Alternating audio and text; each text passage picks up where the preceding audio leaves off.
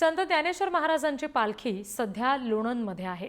माऊलींच्या पादुकांचं दर्शन घेण्यासाठी वारकऱ्यांनी प्रचंड गर्दी केलेली आहे आणि आता हे सगळे वारकरी पुढे पंढरपूरच्या दिशेने मार्गस्थ होत आहेत आणि याच वारीतल्या वारकऱ्यांशी आमचे प्रतिनिधी सुजित काळंगेंनी संवाद साधला।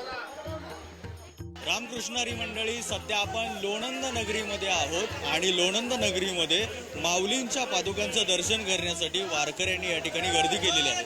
आपण बघू शकतो या ठिकाणी संत ज्ञानेश्वर महाराजांच्या पादुका ठेवण्यात आलेल्या आहेत। या पादुकांचं दर्शन घेण्यासाठी प्रत्येक वर्षी लोणंदमध्ये सातारा जिल्ह्यातील बहुतांश वर्ग या ठिकाणी येत असतो। प्रचंड मोठ्या प्रमाणामध्ये गर्दी होत असते। लोणंदच्या पालखी तळावरती माऊलींच्या पादुका ज्या ठिकाणी ठेवण्यात आलेल्या आहेत त्या ठिकाणी ही सगळी वारकरी मंडळी जी आहे ती मंडळी दर्शन घेण्यासाठी रांगा लावत असलेली आपल्याला पाहायला मिळते आहे। पोलिसांचा कडक बंदोबस्त आहे, सेवेकरांची सेवा आहे।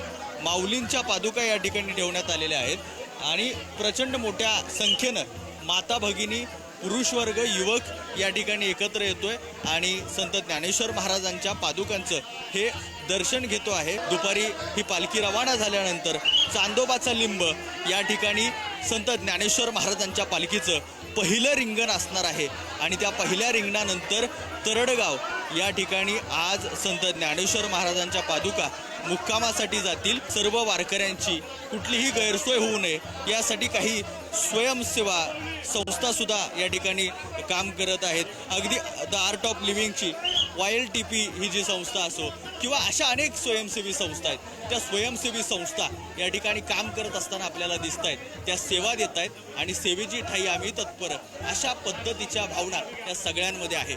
कॅमेरामॅन सुरेश सावंतसह सुजित काळंगे, पुढारी न्यूज, लोणंद।